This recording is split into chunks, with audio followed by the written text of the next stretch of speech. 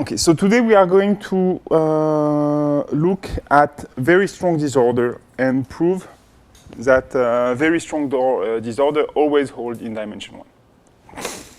Okay, so.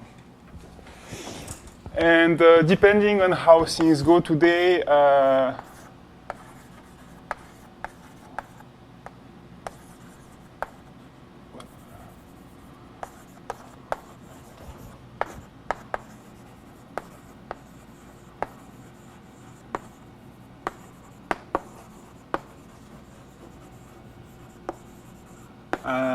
I will see how much I give you about the proof in dimension 2.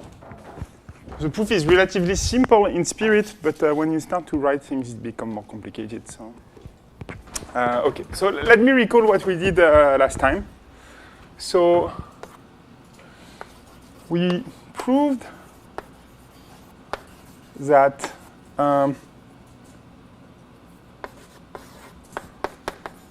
for d equal 1,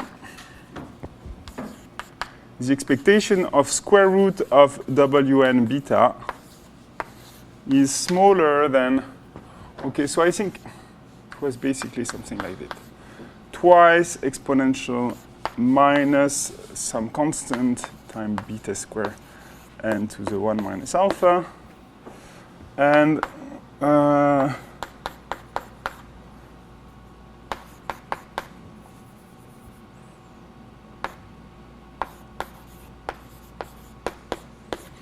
okay, for alpha larger than 1/2. Okay, so okay, let me give you what we proved for dimension 2, and then I will come back to how we proved this. And for d equal 2,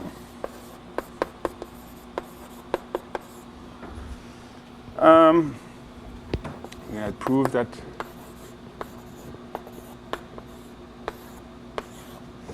this thing is smaller than, well, the square root of the probability that there exists n xn larger than log n to the 1/4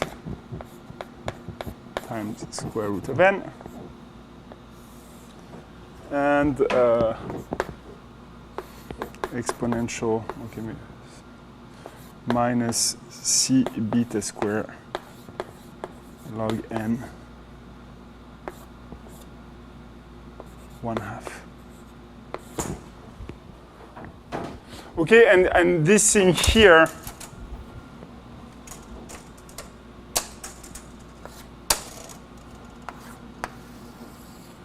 okay, you can replace it by exponential minus c log n to the 1/2. Okay, I won't go to the proof of this, but the idea is that yeah, you don't have to lose things on the union bound here. Okay, one way to do this is to do a union bound, but over geometric scales. Okay, and then for geometric scales, you really the union and one event have around the same probability, and we should see something like that in the course of today. Okay. Okay, so, well, okay, this bound is somehow decays much slower than this one, okay, in spirit. This one is stretched exponential. This one does not even decay like a power. And this is going to matter for what I say now. So just to remember, how were the bound obtained? Well, the idea here is that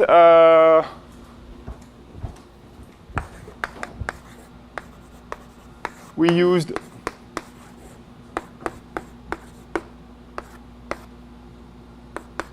this bound, okay, where this p tilde was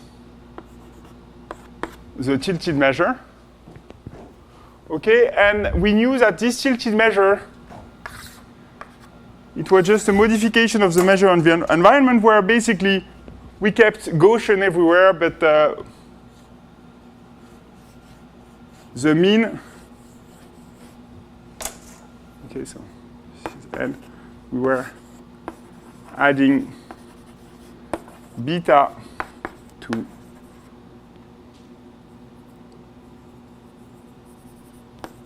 omega n x along the graph of xn n equal 1 to n.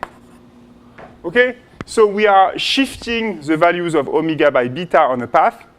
Okay? And we are trying the game we are trying to play here is, whether this makes a difference, okay, if you can tell the difference between the two pictures. Okay, and it's a true question in the sense that somehow when we proved weak disorder in dimension 3 and more for small beta, what we proved is that basically if you do this in dimension 3 and more and beta is small, well, you cannot really tell for sure if I did that or not. Okay, because these two measures, they will look the same.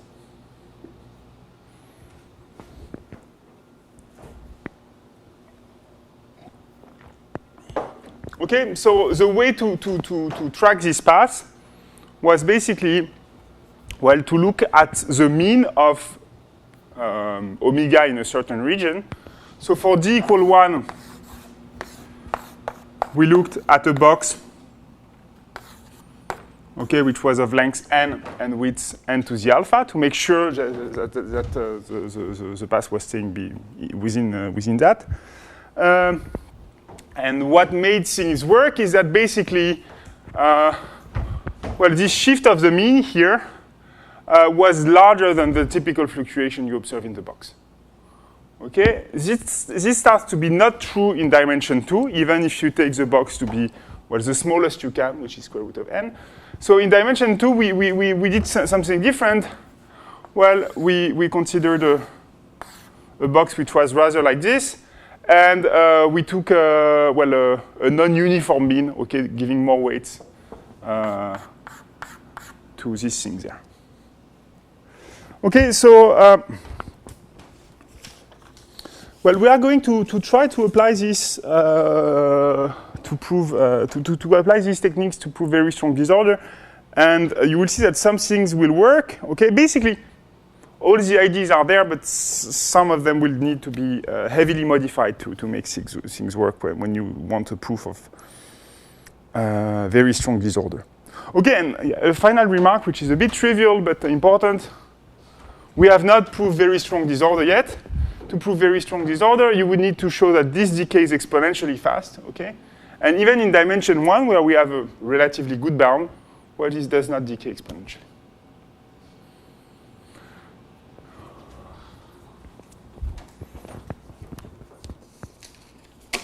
Okay,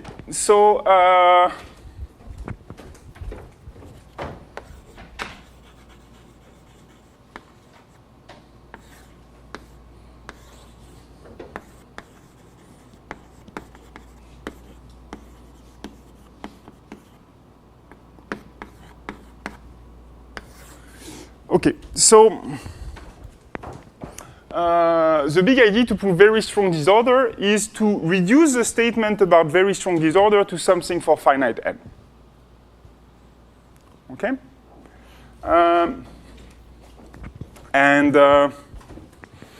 Basically, well, if you want to say something for finite n is sufficient, okay, it's not completely trivial because f beta, okay, you know, it's the limit when n goes to infinity of 1 over n log wn, the expectation. And it's also, well, it's smaller than the lim inf when n goes to infinity of 2 over n log e square root of wn. Okay, what we need really, we need an upper bound on f beta. Okay? So what would help us would be, well, if this thing is subadditive, then if you prove that it's negative at some point, well, then it's negative at every point. You know? But the problem is that it's not subadditive. It's super additive, so it works in the other direction. And the same is true for this. Okay, the expectation just with the same convexity or concavity argument. Okay, you use the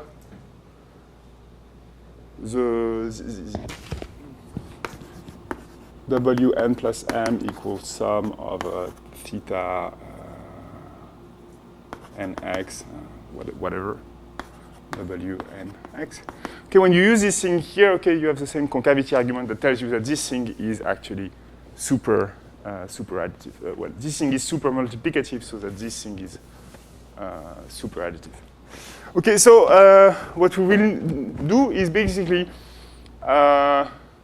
prove some approximate subadditivity. Okay, meaning basically. Okay, well, what we do is basically saying, well, if you add some log of n here, you get something. You get something which is subadditive. Okay, so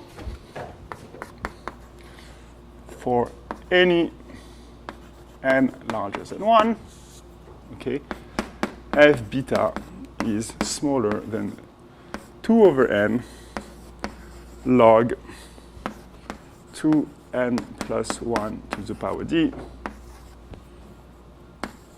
e square root of wn. Okay, this is not meant to be sharp at all, but so in particular,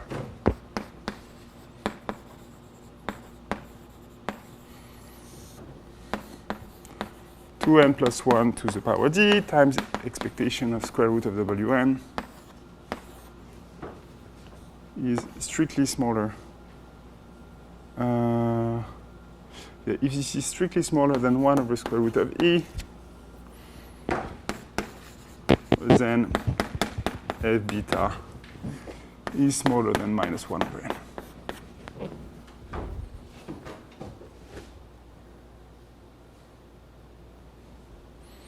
Okay, so not only this criterion can be used to prove very strong disorder, but it also gives you a quantitative bound on the free energy.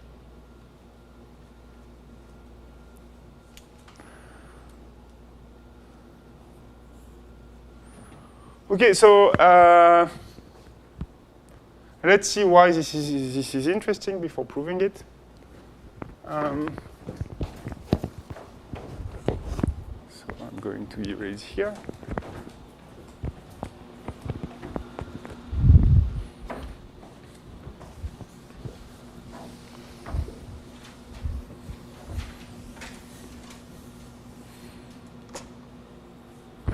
Okay, so for d equal 1,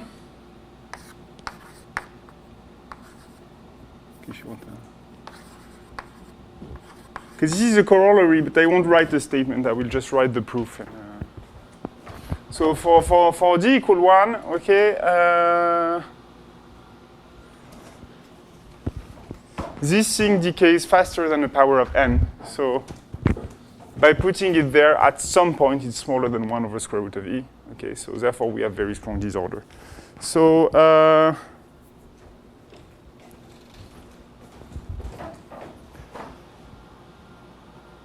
what should I say? Well, the important thing here is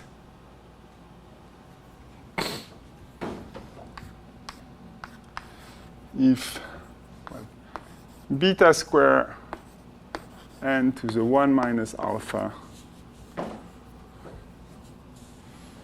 is larger, say, than, okay, let's put, than c times log n for some large c.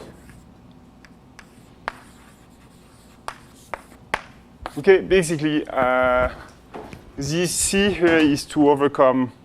Okay, this thing, there is no problem. It's going to be small for n large. Okay, I'm interested in beta small. So now this thing, I want this thing to beat the power of d that I have. So I need this thing to be larger than the constant times log n. Okay, and this thing, okay, this c here is to beat, well, basically everything. The fact that it's not n but 2n plus 1, the fact that there is a power d and the fact that there is a constant here. Okay, then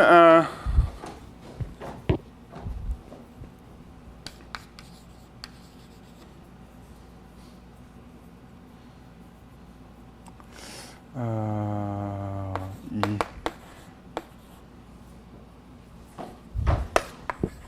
and beta smaller than some beta 0.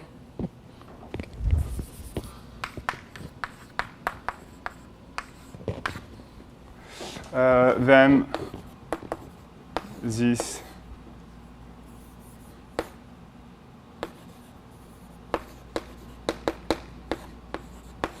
smaller than 1 over square root of e, and then f beta is smaller than minus 1 over n.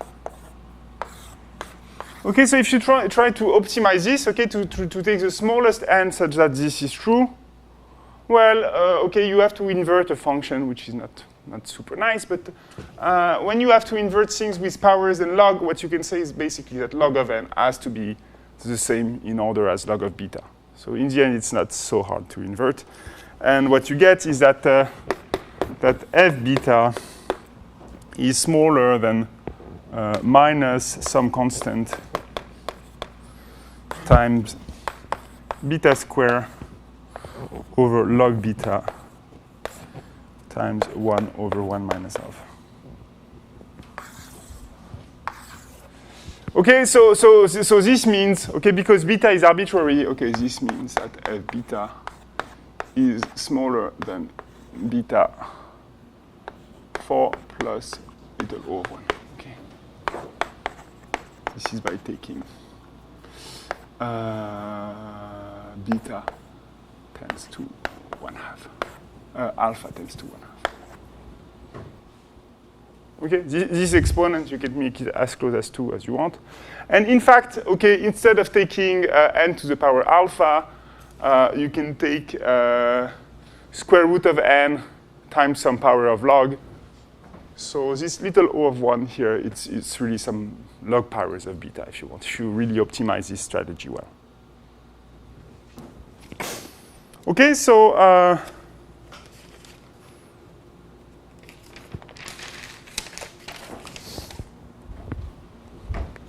so let me give you a comment on this. Okay, so this is not bad. So what's a good result? Theorem. So this is due to Nakashima in 19. And what he proved was that the limit when beta tends to 0 of f beta divided by beta to the 4 is equal to 1/6. Okay, so 4 is really the right power. Okay, I guess I won't tell you much about how to get a lower bound like this, but basically it's by computing second moment. Okay, you know that second moment explode, but you can try to look at the n for which it starts to get large, and this allows to get you lower bound of the free energy. Okay, so this is what we can say about dimension 1. There is something we can say about dimension 2, which is basically that this result does not give us anything combined with what we did last time, simply because, well, the bound we have, it does not decay faster than a power of n.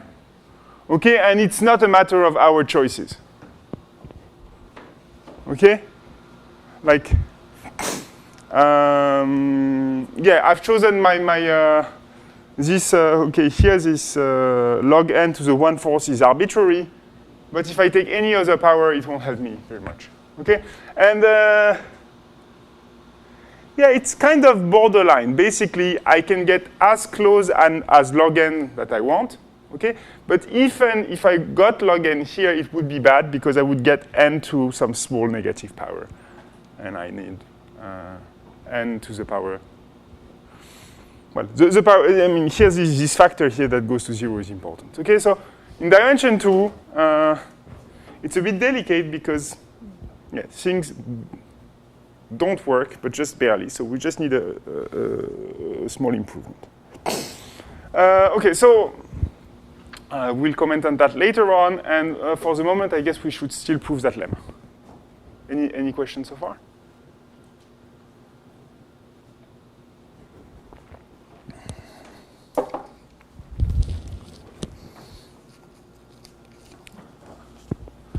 Okay, so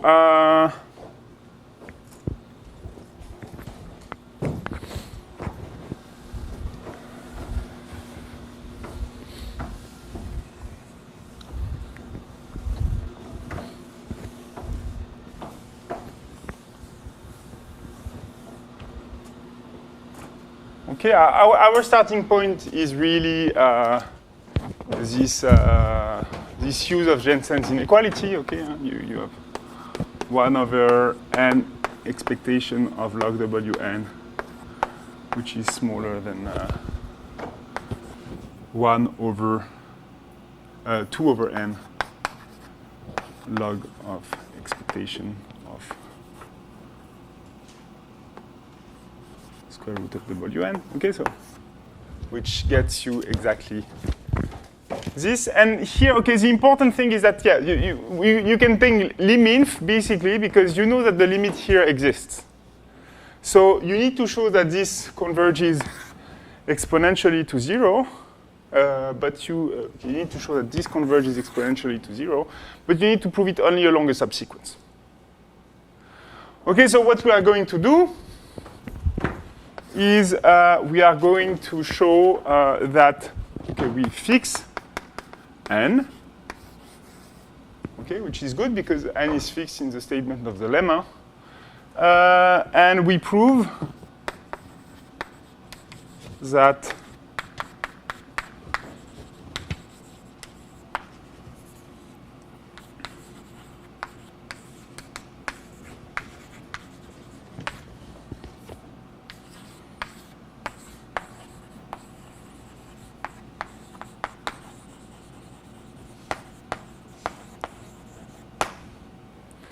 okay, we prove that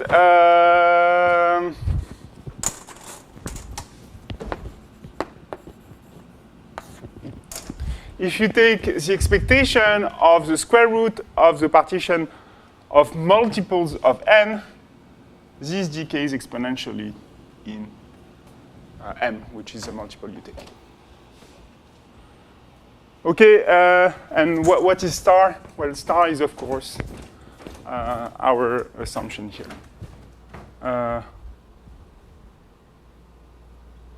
Well, I guess this is this, but in fact, yeah, we are going to prove directly this. Okay. We are going to prove a bound on our expectation of w of square root w and m that kind of depends on this. Okay. So let's do this. Okay, so let me write w and m. So w and m, it's equal to the expectation of exponential sum from n equal 1 to nm beta w n x n minus lambda square over 2. And then, okay, this is all I need, yes. Okay, good. And then what I can do to help me here is basically I want to be able to factorize things.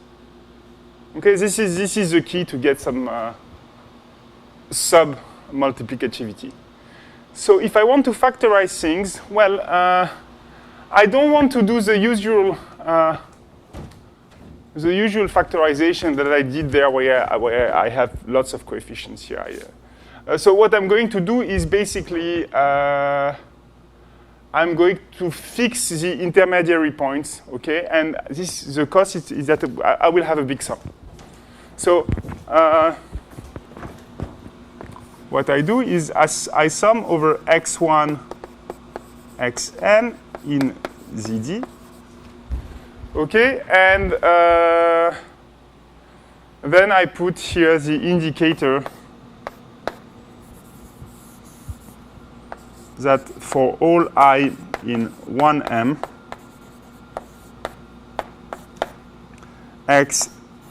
xin equal xi.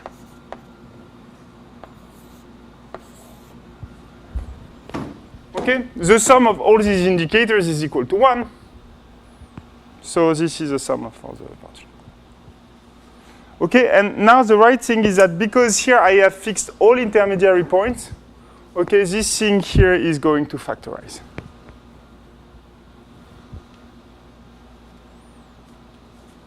Okay, so let me.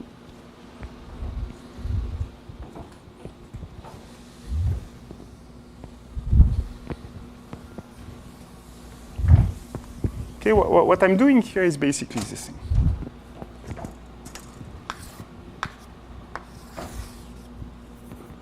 I have an n here, and 2n, 3n. And I'm saying, well, I'm taking the average over all trajectories that pass through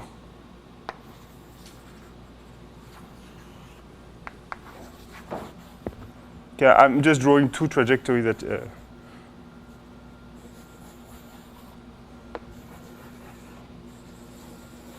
okay, I'm fixing points x1, x2, x3, and xm, I guess. M is equal to 4 here. Okay, I'm drawing two possible trajectories, but of course here you have infinitely many. The fact is, well, because I'm restricting myself to these trajectories, well, what I'm doing is basically I'm picking independent bridges. When I'm taking expectation here, I'm taking expectation over independent bridges in these things. So because of this, I can rewrite this as a product of point-to-point partition functions. Okay, so the expectation of, well, my exponential here, sum n equal 1 to nm, indicator for all I in 1m xin equal xi. Okay, this thing, it's equal to the product from I equal 1 to m, and then I have w hat. Okay, so these are point-to-point partition functions. They are of length n. The transversal displacement is xi minus 1. Okay, and the starting point is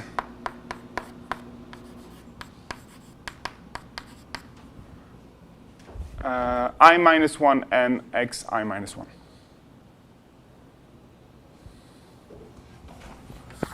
Okay, so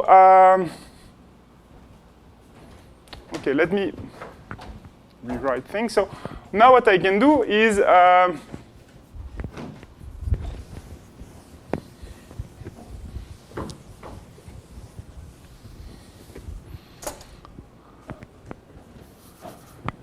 I can use, well, I'm interested in the square root, okay, and I know that the sum of the square root, the square root of the sum is smaller than the sum of the square roots. Okay, so I have that the expectation of square root of w and m,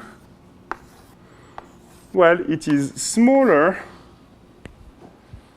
than the sum over x1, xn in dd Okay, and now, well, the advantage here, I'm going to take, well, the sum of the square root, the expectation of the square root of these. Okay, but the square root, these things, they are products, and they are products of independent terms. Okay, these terms here, they are independent. Well, simply because they depend on the environment on distinct disjoint stripes. Okay, so I get the product from I equal 1 to m of the expectation. Okay, here I'm using also the fact that the product of the square root is the square root of the product, but which is why square root, well, like taking a power function here is very nice, like because it behaves well with respect to sum with this subadditivity property, and it also behaves well with respect to product. And this is kind of a problem when you try to wiggle a bit with this proof, because if you need to apply this with some function that has some log correction, then this doesn't work. Okay. So I get theta I minus 1 xi minus 1 w and xi minus 1. Okay, but actually here, I have translation invariant, so this doesn't count. Okay, like shifting the environment doesn't change its flow. Okay, if I take this as a starting point, what I see in front of me is still an IID, random environment. Okay, and yeah, then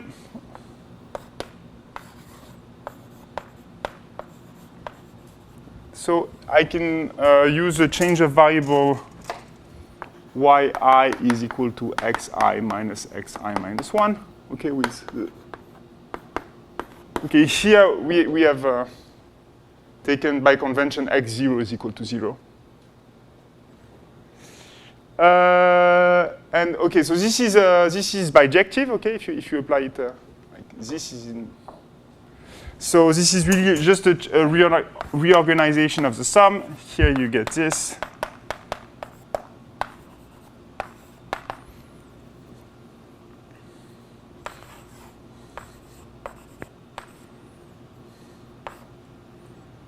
yi.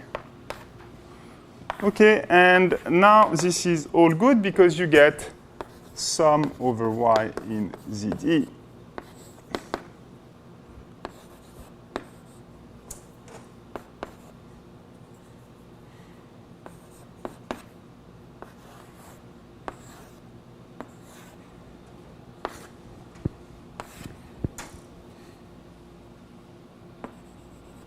Okay.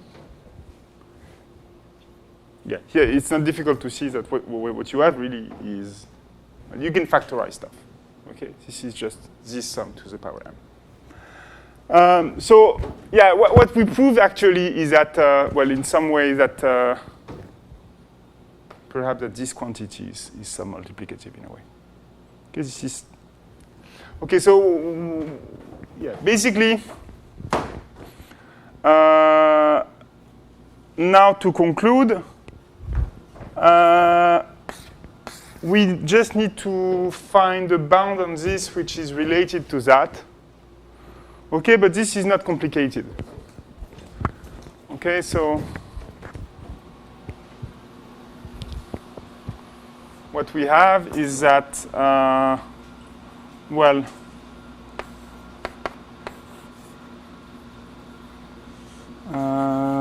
this, well, it's smaller than expectation square root of Wn if y is smaller than n. Okay, and well, okay, perhaps it's better to do this. and it's equal to 0 if y is larger than n. Okay, so I don't know exactly, well, yeah, the expression of the volume of the d-dimensional ball is easier for the L infinite norm. So here, even though it's better to take the L1 norm, you can do this, and then you get that, well, the sum over y in ZD.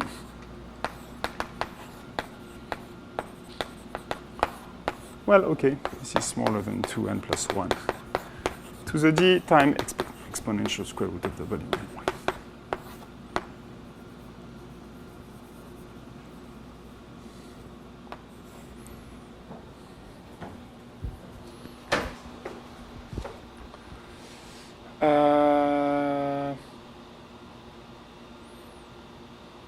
Okay, and then, okay, basically we're good because from that, okay.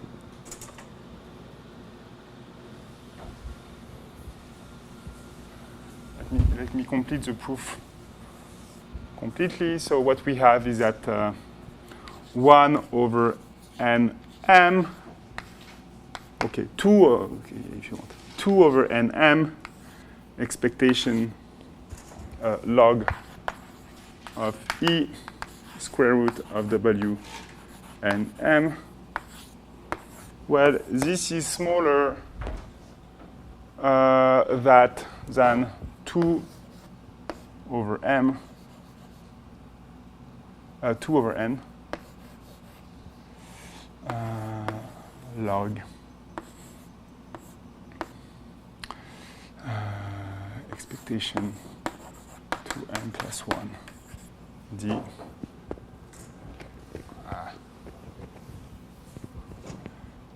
2n plus 1 d expectation of square root of w. Okay, I'm just taking the log, dividing by this, using this bound, the m simplify, and the rest is there. This does not depend on m, so in particular, this is true. This bound remains true for the limit. Okay? And therefore, you get the bound you want.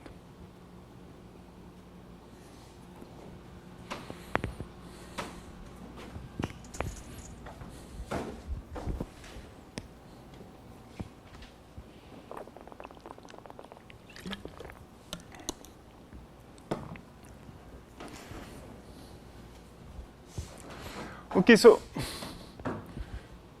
you might ask some questions here as to whether this cannot be improved in some manner. So, for instance, this bound seems in fact quite bad. Okay, but so for instance. Yeah, even not thinking a lot, if y is much larger than square root of n, for instance, Jensen might be better than this. Okay, because you typically want to use this when w expectation of square root of wn is like a negative power of n. Okay, so it doesn't really matter. Like basically, by doing this decomposition along the endpoint, you've lost a power of n somewhere. And whether this power is d or d over 2, it won't change much. Okay, yeah, like perhaps by wiggling things a little bit, you could get d over 2 here, but it really doesn't matter for what you want to do. Okay, and the same is true also. You can try to optimize over the exponent. Yeah, it doesn't do much, and in particular, it won't solve your problem in dimension 2. Okay, basically, if you want to use this kind of finite volume criterion, yeah, you need to prove some at least some polynomial decay in N for this. Okay. And another comment is, yeah, in fact, you can get this sorted a little bit by taking here Wn to the power theta and theta very close to 1. Okay, in that case, you don't really need this power decay. You just need to show that it decays. But if you try to optimize things in dimension 2, you also get stuck because if you take theta close to 1, basically your bound gets worse when theta gets close to 1, and exactly at the rate things get better here. Okay, so in order to get something better than this, okay, you need to improve things, and you need to think about where you've lost something. And the idea is you've lost something when you used the fact that well, the square root of the sum was smaller than the sum of the square roots. And it's basically because you're using it along a sum where the sum of the terms definitely does not behave like the maximum. Okay, it's kind of a well-spread sum. So one way out of this is to be kind of a bit more wiggly in your decomposition, in the sense that, well, perhaps you don't really want to spot where you are after n step, but just approximately where you are after n step, and try to work from there. Okay, so what I want to do today is to show you how doing this can help you to get rid of the little O of 1 here. Okay, and then if you like it, we will show that how this plus some extra trick gets you done in dimension 2. But doing this also will help you to understand what's so special about dimension 2.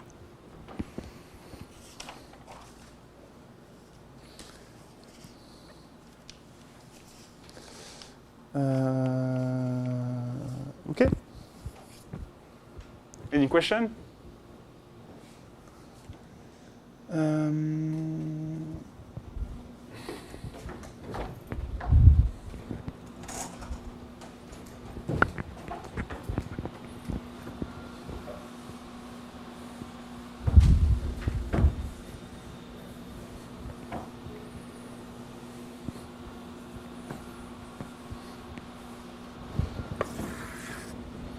Okay, so theorem.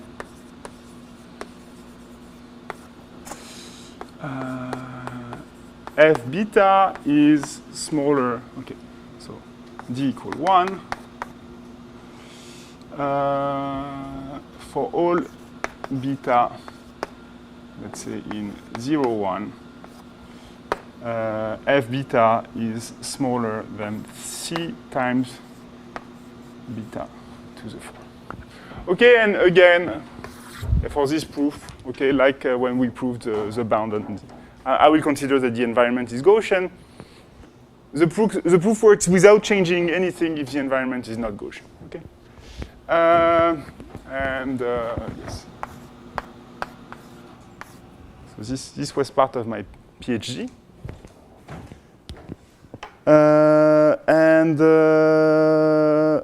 yeah, let's start to see how things work. So the idea is a bit of the same.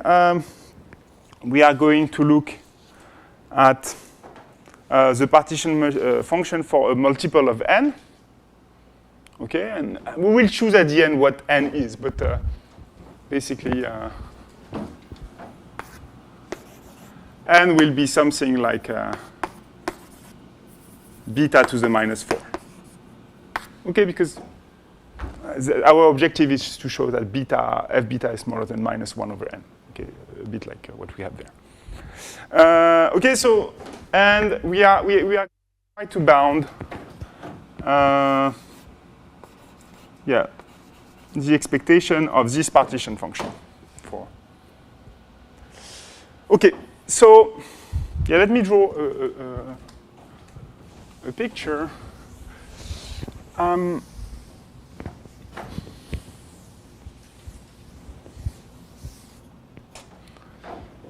Yes, so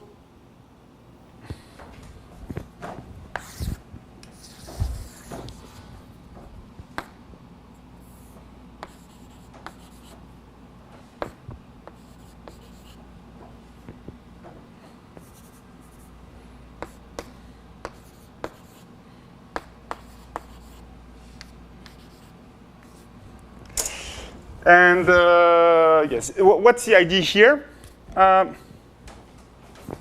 We are going to decompose the partition function according to where it goes after n steps, multiples of n steps. And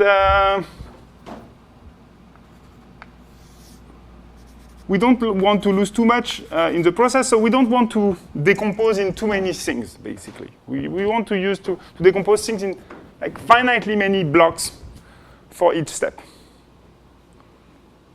So basically, we are going to decompose space in cells of size square root of n. Okay, so basically, here we will do a rounding to the next square. Okay, so square root of n is an integer.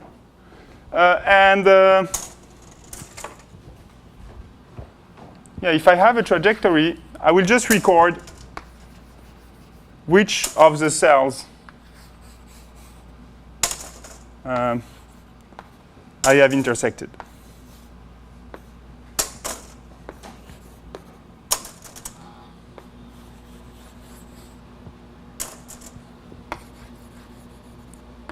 Okay, so I will just do a partition of my set of trajectories just by recording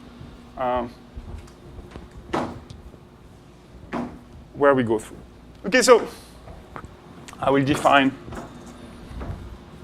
BI, which is just I square root of n, I plus 1 square root of n.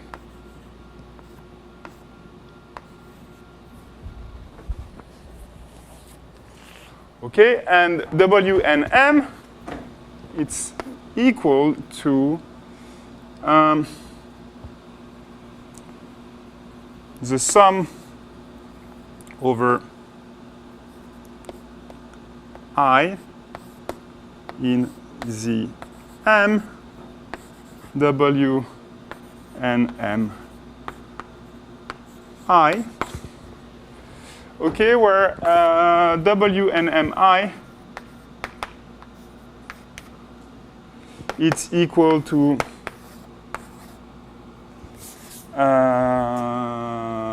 the expectation of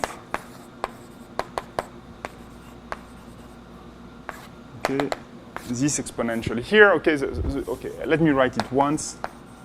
Wn minus beta square over 2. Okay, and here I have the indicator of AI. Okay, where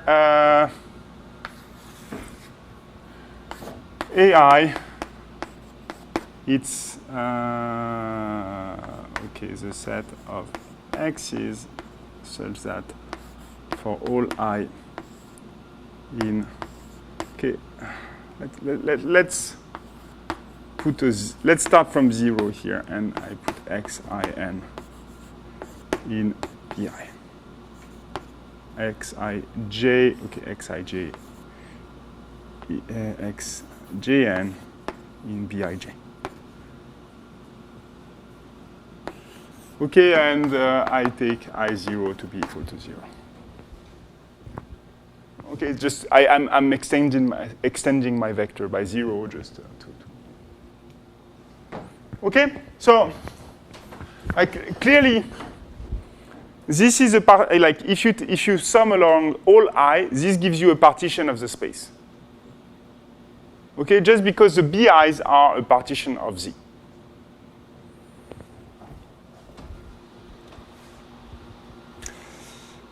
Okay, so yeah, the next thing is that I have is that the expectation of square root of W and M is smaller than the sum over I in Z to the power M W and M I.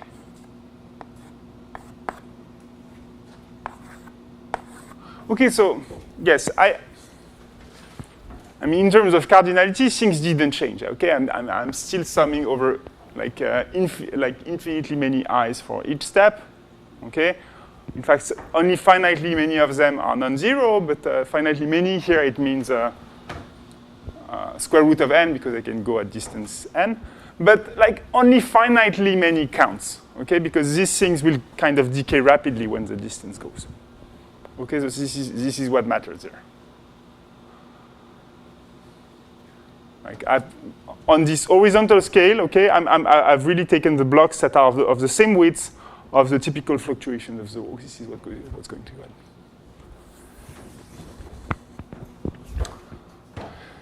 Okay, so now we need to show that all of these things are small, and here, okay, we want to show that they are really exponentially small in M. Okay, even, I mean, we want to show more than that. We want to show that even their sum is exponentially small in M. So, yeah, well, now it's time to bound this, and to bound this, okay, we are not going to use this,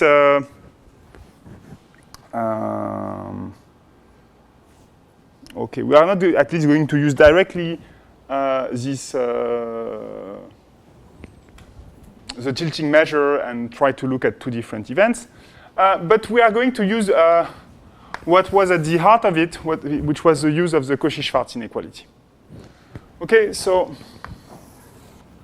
we have that the expectation of W and M, this thing. Okay, I can always rewrite it as expectation W and M I G I omega G I, well, divided by G I omega. Okay, and this is smaller than the expectation of G I omega W and M I expectation of Gi omega.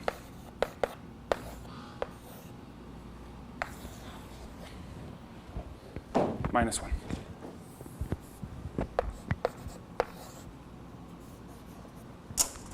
Okay, so this is valid for any function which is non-negative. Okay, so now the question is for which, what can be the perspective of this? Well, okay, any function which is non-negative, well, okay, at least if it's in L1, you can consider it as a probability density. It's just a matter of dividing it by its L1 norm. Okay, so what this tells you is that basically you can modify the distribution of your environment, okay, when you use Jensen, at the cost of having this extra term. Okay, so what we are going to do is we are going to modify the environment a little bit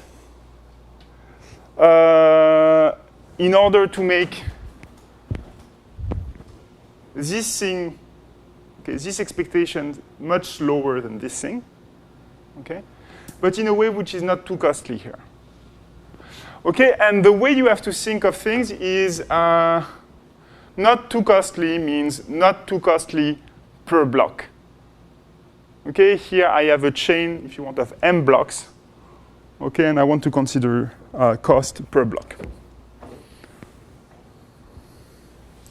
Okay, so now let's try to use an idea which is very, very similar to what we used when we wanted to just bound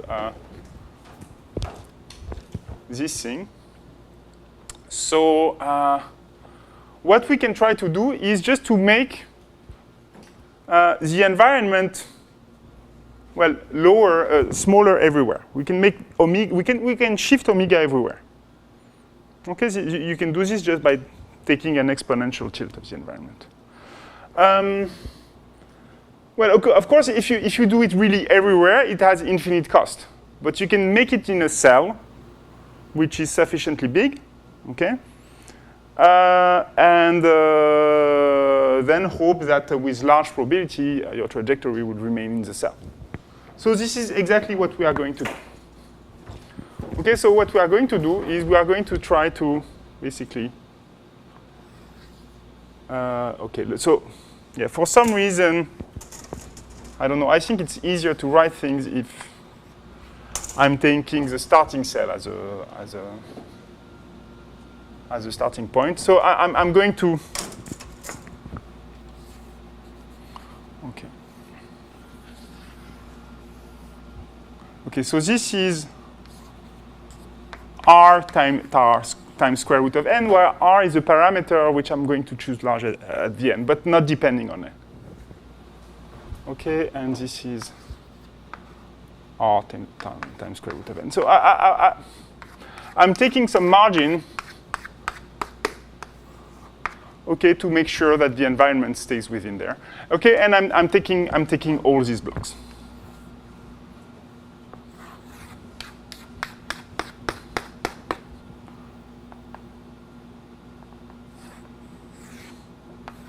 And in these blocks, I will choose to shift the environment.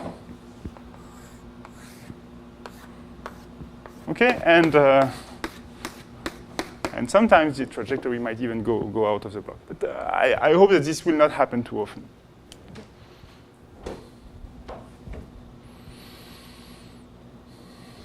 Okay, so let's try to apply this. So the idea is to define the right J, okay, and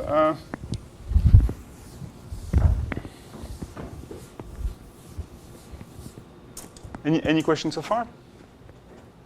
So Ji,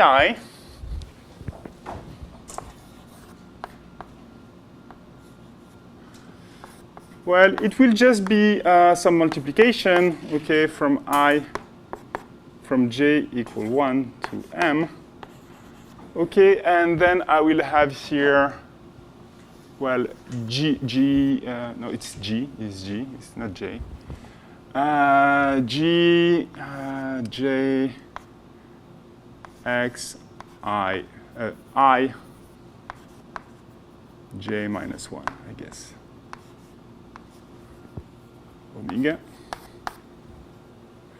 Okay, and let me define you what's G00, and then these different things, they will be defined via shift. Okay. So what is G00? Well,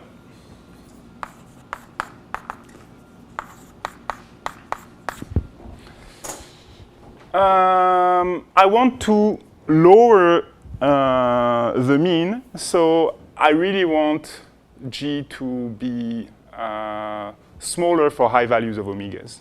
Okay, so it will be minus. Okay, then I will take, well, some coefficient delta n. We are going to see what delta n is. Then I will take the sum. Okay, from n equal. Okay, so sum from in x in B00, okay, where B00 is just 1n. Okay, it's not x, it's nx, right? it's 1n times, and then I have minus r square root of n, r plus 1 square root of n. Okay, the reason why this thing is not symmetric is really I want this picture to be symmetric. Okay, I want the same orange space below and over. So I don't know, maybe I could put some open thing here, but it doesn't really matter. Okay, here I put some omega and x. And here I put there some minus, well, I want this to be a probability, so minus delta n square b 0, 0 over 2. Okay, so yeah, let's make this 1/2. Okay, and then delta n is just b 0, 0 to the minus 1/2. Okay, so it's equal to okay, roughly 1 over square root of r n to the 3/4.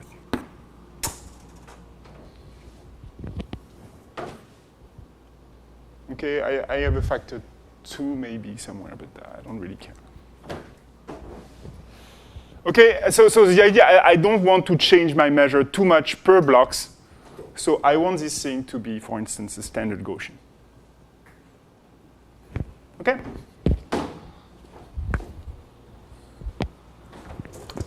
And,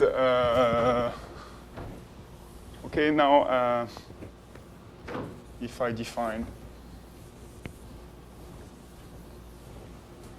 okay, G, okay, I can define G, J, I. It's the same with B0, 0 replaced by BJI, which is well, IN times minus R square root of N. Well, okay, which is B0, 0 plus JN I square root of N. Okay, I'm meaning just the shift of this box. Okay. A plus x is the set of y plus x, y in A.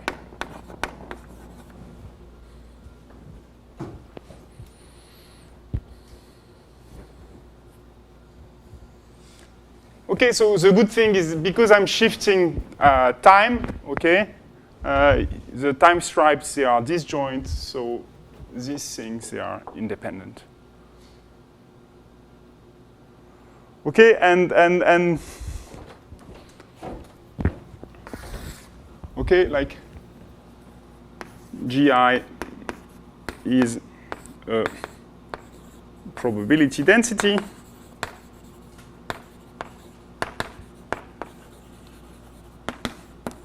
Okay, and if I call PI the modified probability,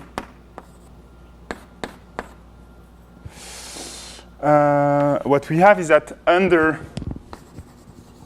PI,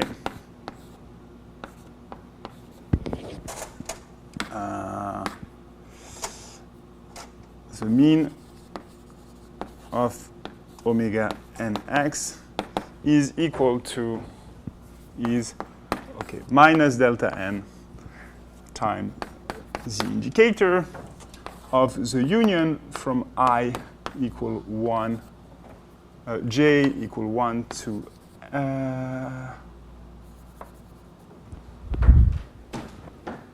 j equal 1 to m. Yeah, so it's not very good. Yeah, sorry. J equals 0 to m minus 1. Okay, this is better because I need j minus 1 here. So putting j minus 1 here is not good because I need j minus 1 here as well. So it's better to choose index. Okay. So j equals 0 to m minus 1. B j ij.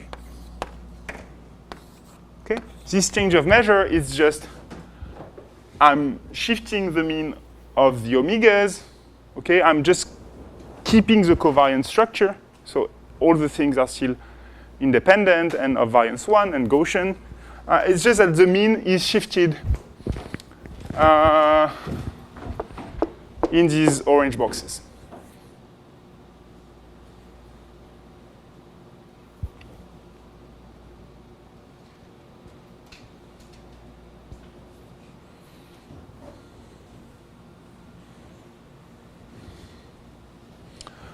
Okay, so what we are going to do is basically try to get an estimate on this, which is going to be easy, and on this, which is going to ask slightly more work, but not too much. Sum everything and try to show that this sum decays exponentially in M. Okay, provided that n is chosen in the right way. Okay, so basically along the way we are going to say, okay, at some point R is sufficiently large and this kind of stuff. Okay, so perhaps I will frame this and frame this because if I erase that, I will need to write that again because this is something we are going to use.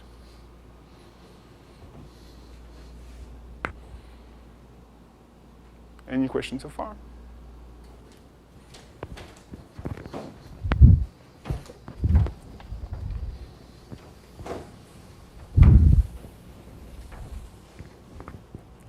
Okay, so what is E gi omega minus 1? Well, this thing is a product, and yeah, because of shift invariance, each of the terms of the product has the same distribution, and they are independent. So all of this is just E, it's G00 omega minus 1 to the M. Okay, just M independent terms. Okay, and now, okay, this minus become a plus, but it's not very important. This minus here becomes a plus, and it's more important. So what you get is, well, this thing here was supposed to cancel this, but now that there is a plus, it just adds up. Okay, so you get exponential delta n square b 0, 0 to the power m, so it's just e to the power m. B00, yes, B00, and that's the cardinality. Okay, and I've just taken delta n, so that things simplify. Okay, and it's not completely obvious to see why now, but well, it's kind of perhaps intuitive that you don't want to go too heavy on the change of measure. You want to make a change of measure so that in each block you're not changing things too much. But it turns out that if you try to optimize things, like as soon as you take something which is costly per block here, you're starting to lose things. Okay, you can win more here, but you will lose even more there.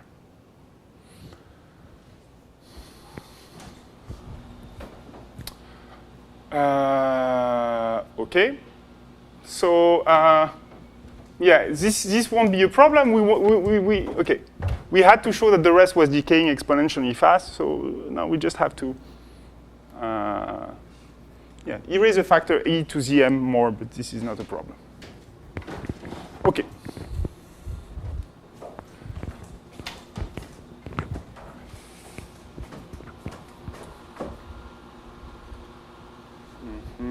Where should I go?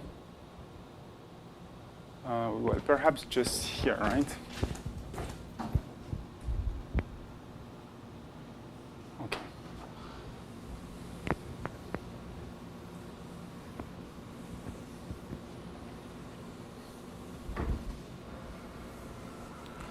Okay, so now what about this gi omega w n m I? Well,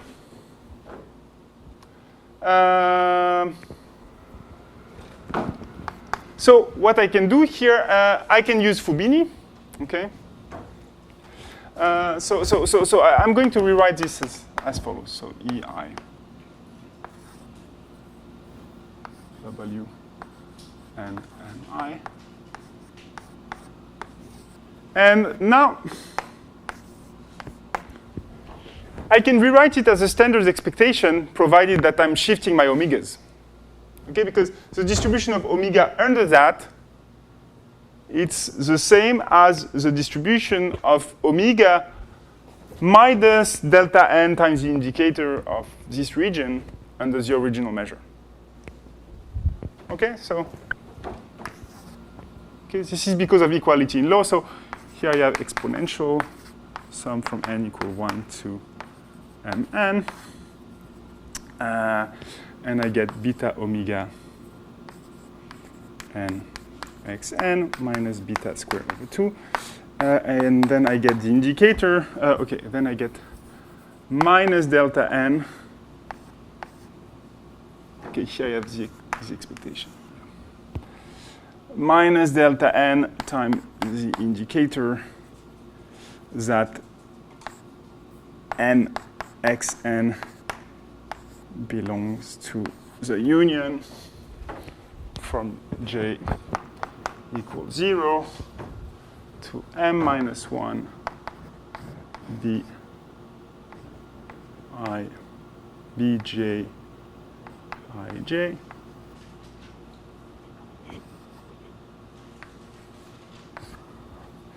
and then I have the indicator of ai x. This bracket has to be closed. Then I have another bracket. Okay, and now the good thing is that when I take the expectation with respect to the environment, okay, this thing cancels. Okay, so what I get is just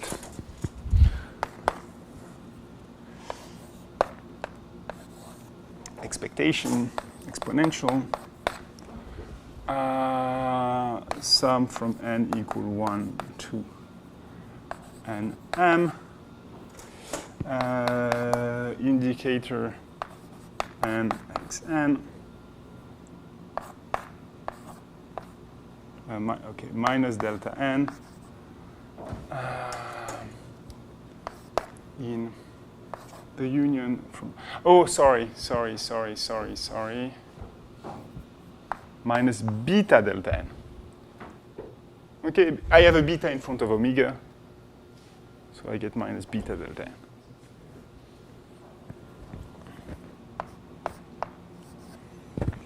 Okay, union from j equal 1 to m minus 1 b j ij.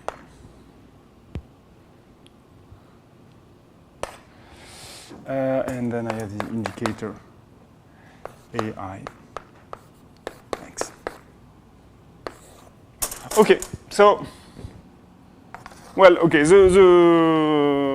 there is some positive and some not so positive here. So positive thing is, yeah, because the change of measure was relatively simple, I could get rid of the environment and just get an expectation with respect to the simple random walk. Okay. So this is the positive. The negative is that, well, I want something which is factorized, and this is not factorized. I want things which is factorized per block. Okay, so here I will write this, try to write this thing as a lemma. So the idea is how can you factorize this? And the idea is quite simple. The reason why you can't factorize is you don't know where you end up after n step. Okay? But we are only interested in an upper bound. So you can always say, okay, I'm ending up in the worst possible place. Okay? And if I end up in the worst possible place, then I can factorize and I can iterate this thing. Okay, so let me write things out.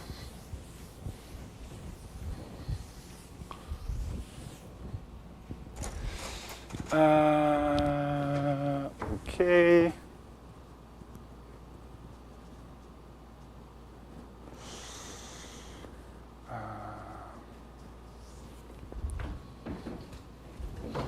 So lemma.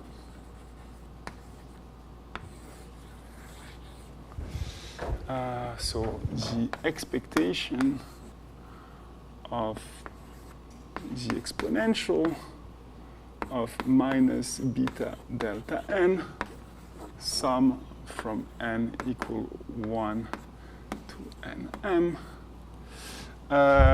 Here you have the indicator of nx, nxn.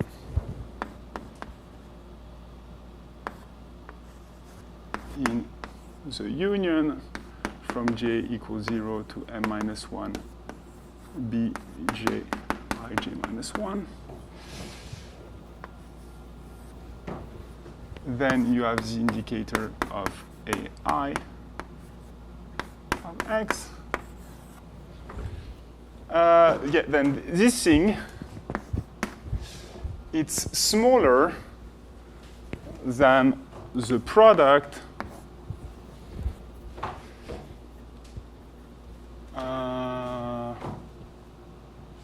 from I equal 1. Okay, from j equal 0 to m. Then I have the max over x in B0. Do I still have the definition of B0? Yeah. Yes. Ex, this is a simple random walk starting from x. Then I have exponential minus beta delta n. Sum from n equal 1 to nm. And then I have the indicator that n. The indicator that xn is in minus r square root of n plus 1 square root of n.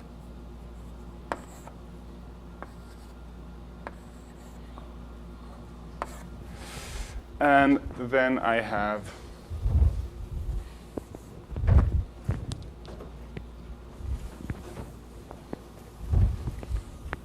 the indicator that xn belongs to b I j Where am I? Let's put it 1 here.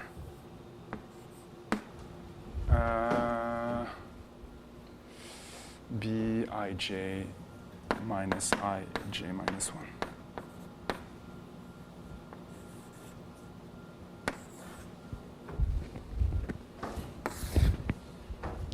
Okay, so what I'm doing here is just taking the worst possible intermediate point and shifting things by, well, I guess, yeah, Jn in time. And, well, okay, j minus 1n in time. And square root of n tie ij minus 1 in space.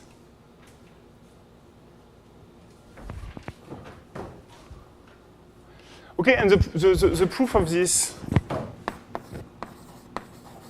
is by induction. By induction on M. Okay, so what do you do? Well, you just well, decompose on the so we decompose on the value of x and n minus 1. Okay, and then bound by the maximum and shift. Yeah, I almost had the intention of proving the lemma, but I saw that it was already very difficult to write it, so I think this would be very confusing if I start to prove it. Okay, but is it kind of clear why this is true? You're going to, yeah, decompose according to the value of this. Then you will get, once you've decomposed, you get a product, okay? Then you will say, okay, when I have this thing appearing, I just bound it by the max. Okay, it's not over b0, it's going to be over some other b, but you don't really care. You shift everything and you're good. Okay, like using the Markov property already provides you the shift in time. Okay, then you already need to do the shift in space.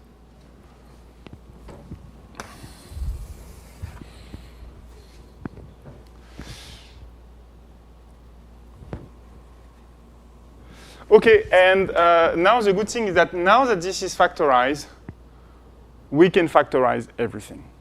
Because, okay, remember, so I would like to keep this. Okay, perhaps I can erase the theorem.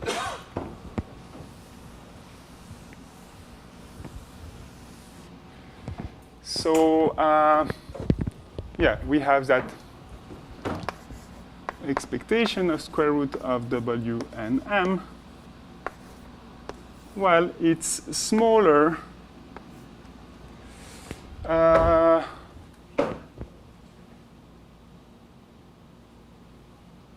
Yeah, sorry. Well, this is not really important, but you need a square here, right?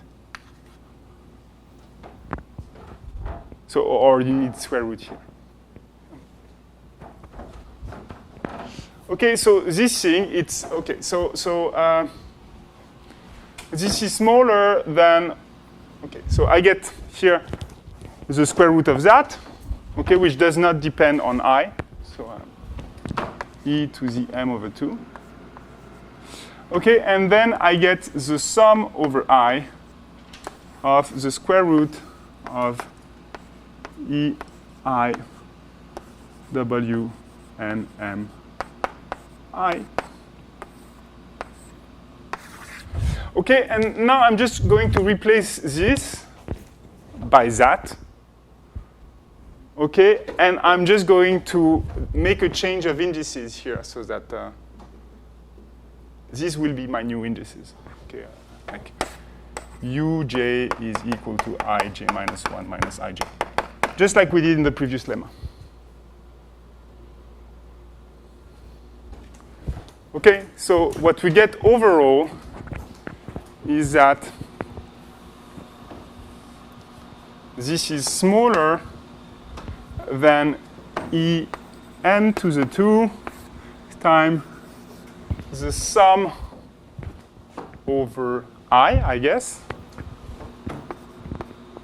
in Z of the expectation. Okay, and this is good. This I don't need anymore. The expectation, okay. Okay, here I have the max over x in B0,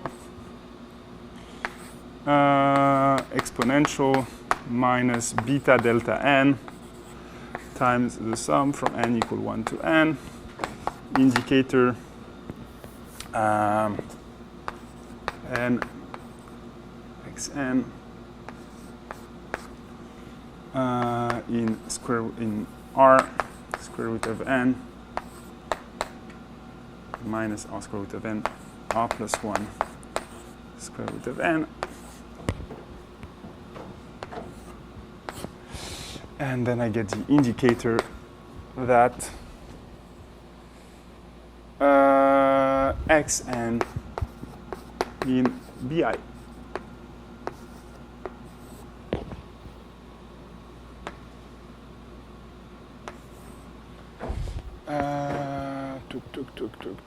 Tuk.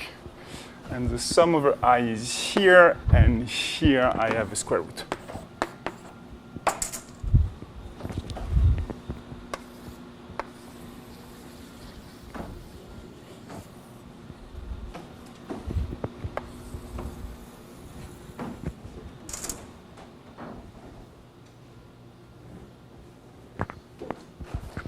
Okay, so remember, if I prove that this, okay, I want to show that this decays exponentially in M. Actually, if I show that the sum here is smaller. Oh yeah, no. This is okay. You have the sum here. You have some brackets here. And you have this to the power m.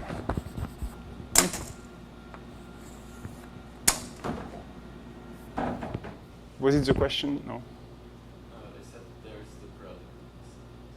Sorry? The product was the power. Yeah, the power, the product is there. Basically, when you sum over I, and you see this sum of product, you can factorize just by making this change of variable.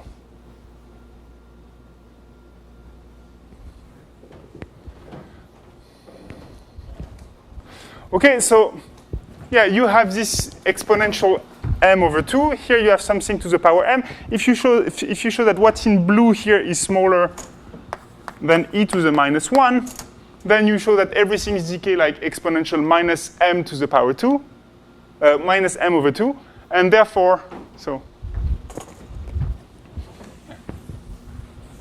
Okay, so if blue is smaller than e to the minus 1, then f beta is smaller than 1 over n.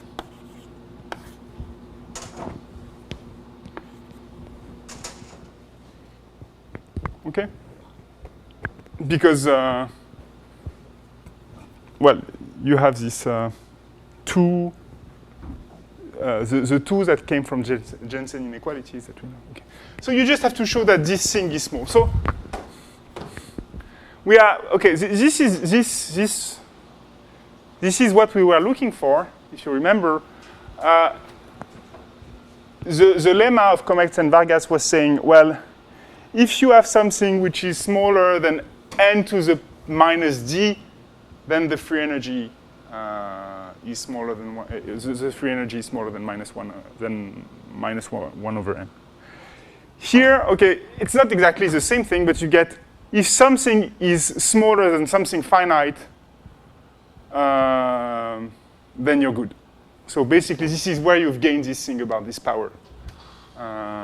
Okay, just by decomposing over less things.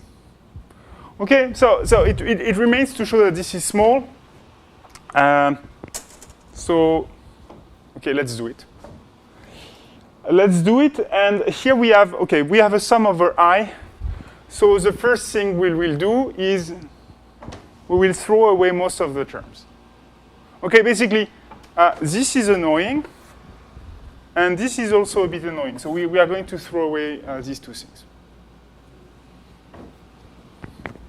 Still have R to play. Sorry? You can play with the R. Yeah. I'm going to take R large to make sure that this is small. Okay. So that I have R to play with, and I have N to play with. Okay, basically N will be beta to the minus 4 times some constant. Okay, I have this constant to play with. So I will first need to take R large, and then to take this constant large in a way that depends on R. But all of these things will be in ways that do not depend on beta, so this is fine.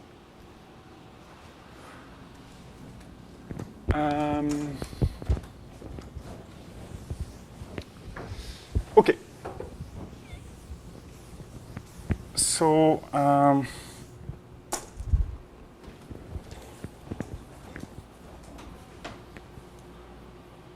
so here, I guess the expectation is missing, so, yes.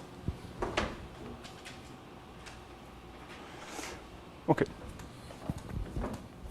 So the first thing I want to show, for instance, is that the sum over I. Okay, so here I is just it's just an element of C.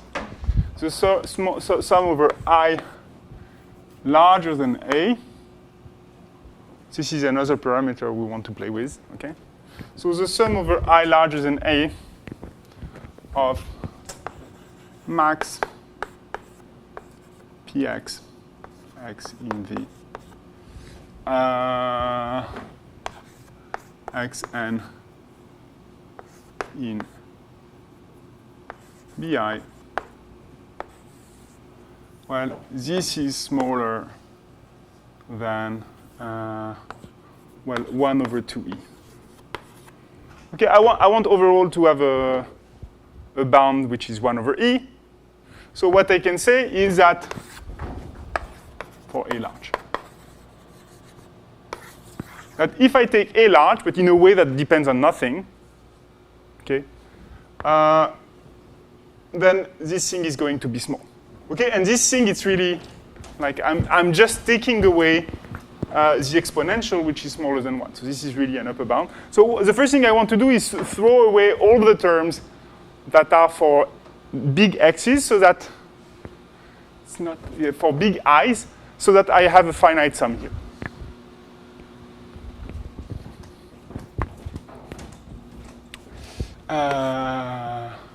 Okay, and this I can do. Okay, so let me assume that I is positive. So I say I larger than 0, I larger than 1. Okay, and the rest can be treated by symmetry. Over x in C or x? Sorry? There's a max there, a max of the px. This is, of course, wrong. This is x in B0. Yeah. Thank you. Okay. So, so what you have is that Px xn in Bi. Well, this thing is smaller than the probability that xn is larger than I minus 1 square root of n. Okay, it's basically probability that xn is larger than I square root of n minus x, and x is smaller than square root of n. Okay, and now, well, we can look at this and you can say, okay, this is smaller than exponential alpha xn exponential minus I minus 1 square root of n. Well, this thing here, it's smaller than exponential alpha square over 2 times n. Okay, just because this is exponential n times log of the hyperbolic cosinus, and the log of the hyperbolic cosinus is smaller than alpha square over 2.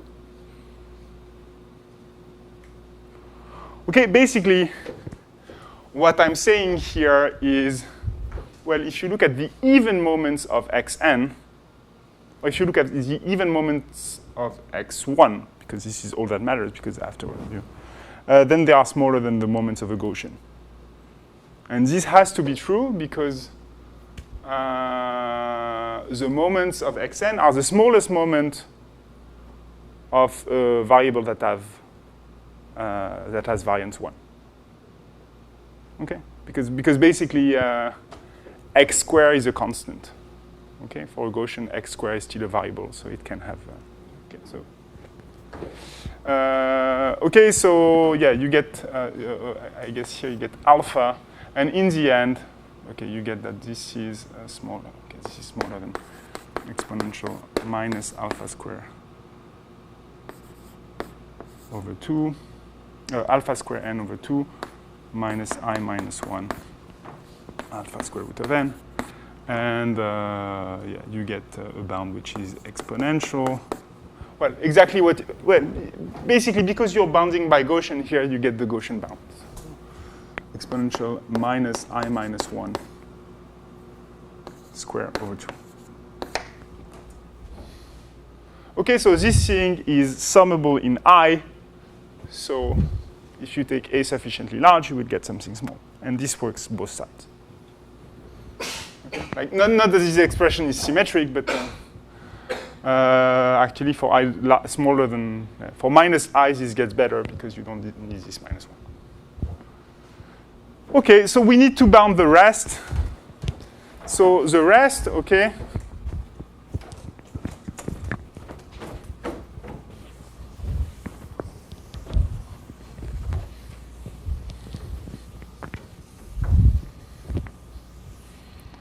the sum over I smaller than A of max x whatever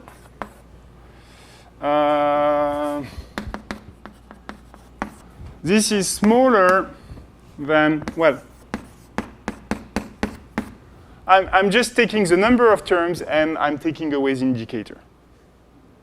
Okay, I have to prove that things are small, and a factor A is not a problem to me.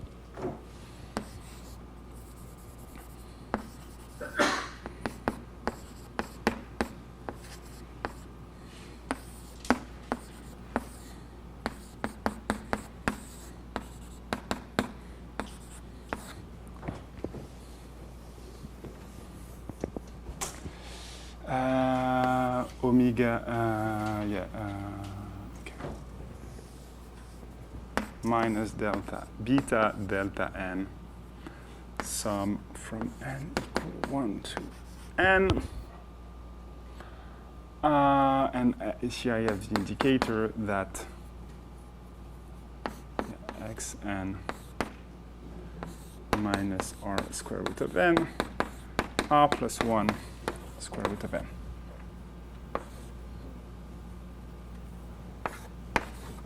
Okay, and now I have a final simplification. And yeah, you can only have this simplification once you take away the indicator at the end.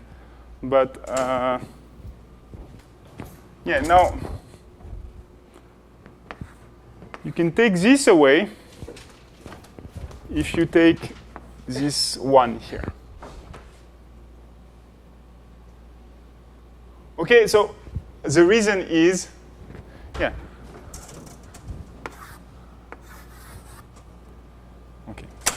Okay.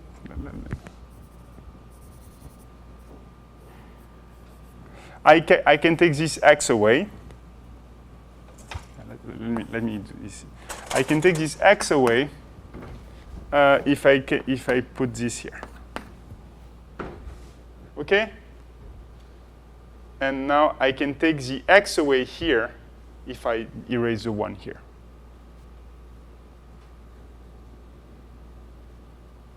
Okay, at the cost of having an upper bound. Okay, I'm just... okay, this thing is in this interval if xn is in the smaller interval. Okay, because x is just some uncontrolled number which is between 0 and square root of n.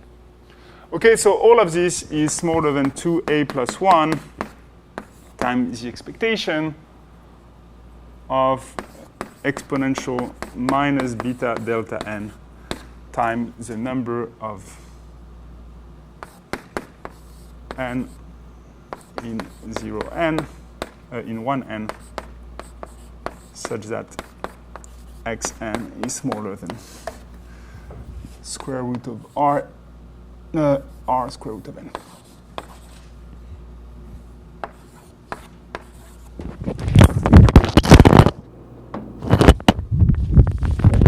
So I just have to show that this exponential is, okay, that it's smaller than 1 over 2e times 2a plus 1. So,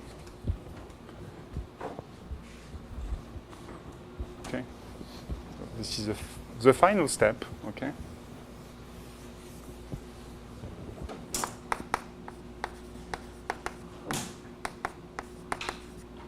So if beta is equal to C and if n is equal to C beta to the minus 4, C large, then, okay, and then for some R, okay, then the expectation of exponential minus beta delta n, sum of indicator, yes, I think this is better.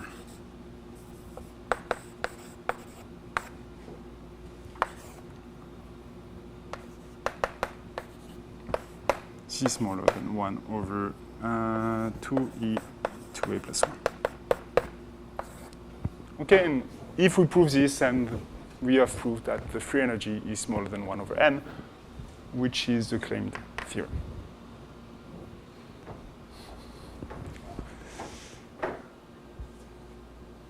Okay, so how does this go? Well, basically, this probability here, well, it's smaller than exponential minus beta delta n if xn always stayed there.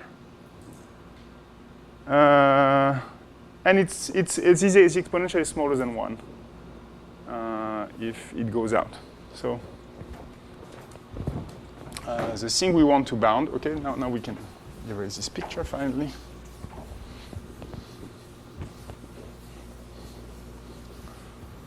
Okay, so,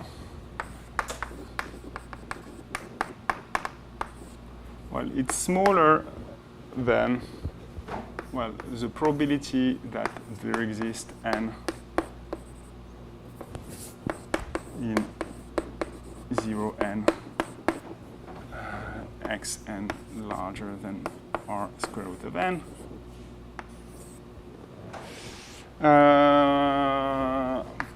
plus exponential minus delta n beta n. Okay, if they are all smaller than square root of n, then I get n out of this thing. Okay, so now delta n beta n, well, it's equal to, okay, it's larger than, okay, let's, well, n to the minus 1/4 times beta, and then I have to divide by square root of r. And let me put a 10 here just to make sure that I did not do anything wrong. Plus 1. Sorry? N should have plus the power of n on the right. Yeah, 1/4. It's minus 3/4. Yeah, there was a minus 3/4 in delta n, because delta n was 1 over the square root of the size of the box, and the size of the box is n to the 3 half. Okay, n times square root of n. And yes, so n to the minus 3/4 times n, so you get n to the 1/4, which is good because you want to show that this is big, right? So minus 1/4 wouldn't do it. Okay, so okay, here, okay, you want to make this, yeah. So this is larger than 1 over 4e 2a plus 1 for large C,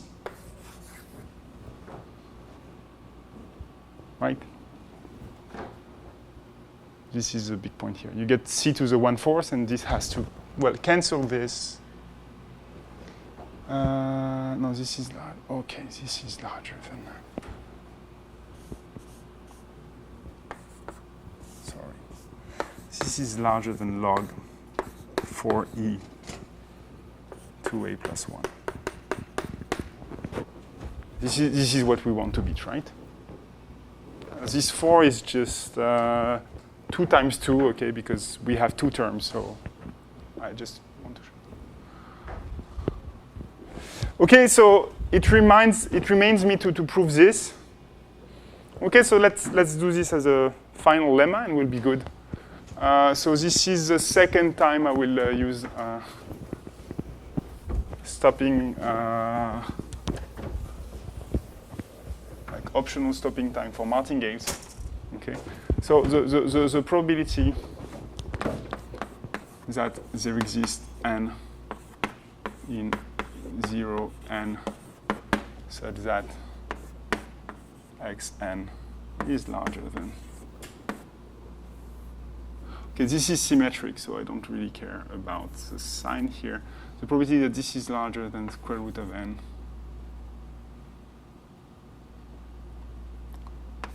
times r. Okay, this is smaller than exponential minus r squared over 2. Okay, so if you what we did there was to prove something like that for just one marginal. Okay, this is true basically. This is a bound also if you take the maximum.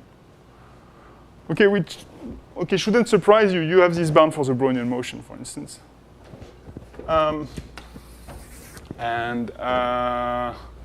Okay, let me show you how this is done.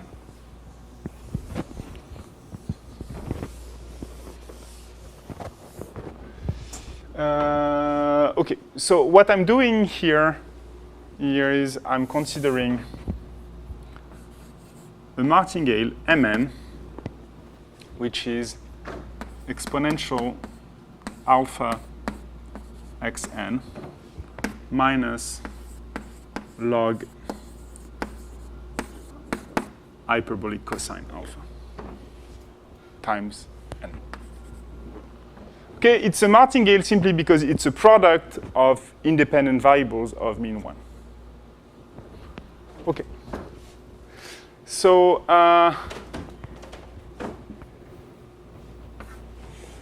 this thing is smaller than the probability that there exists n, okay, such that Mn is larger than exponential alpha square root of n r minus n log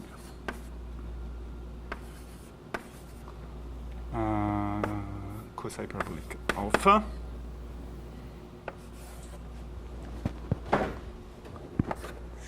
Okay, okay, just because this event is included in that one. Okay, and now perhaps I can replace this by n alpha square over 2. Okay, this thing is smaller than alpha square over 2, and this thing is smaller than n.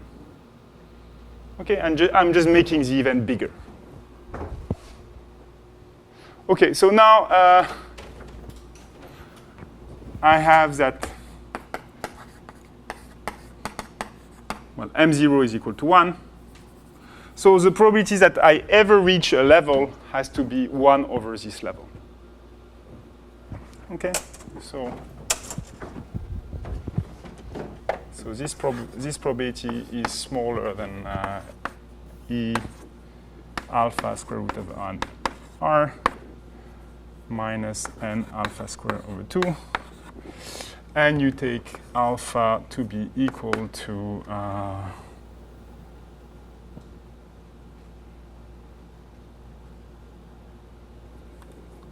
r over square root of n, and you get your result.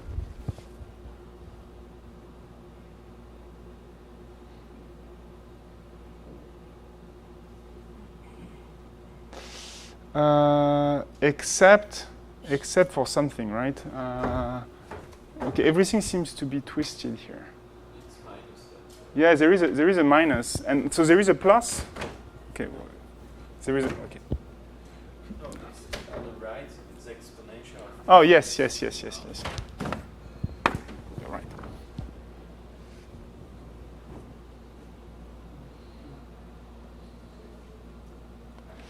Okay, and then you're good. You're okay. So we analyze the terms in the wrong order, in the sense you would have to do that first to choose R, and then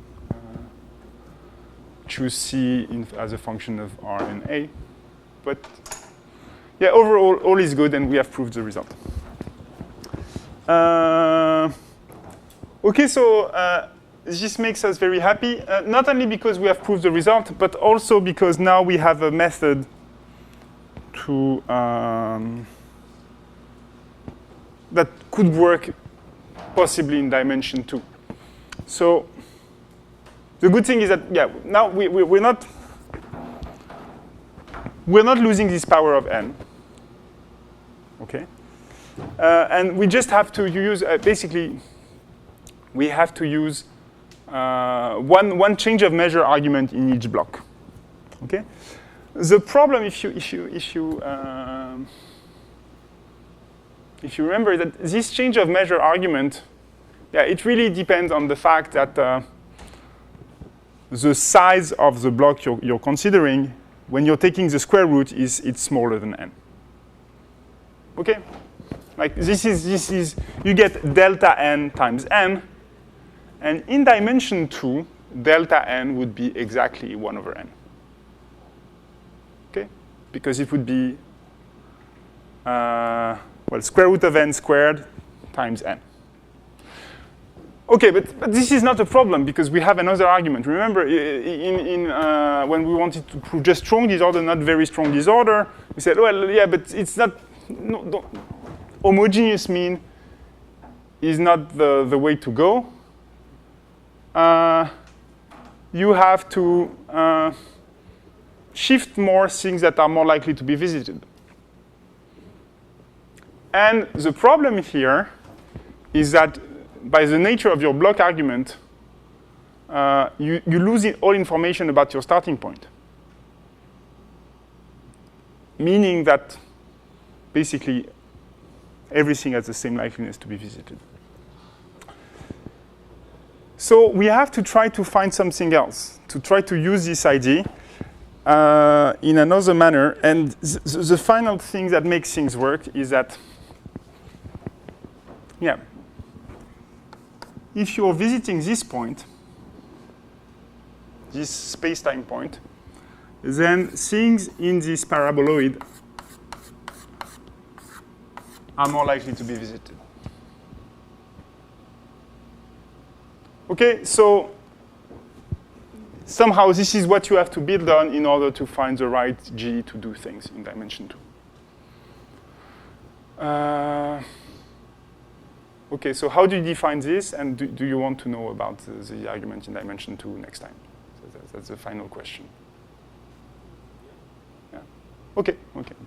So yeah, the good thing. Okay, I will see how I prepare things, but the good thing is that all the block argument part will be the same.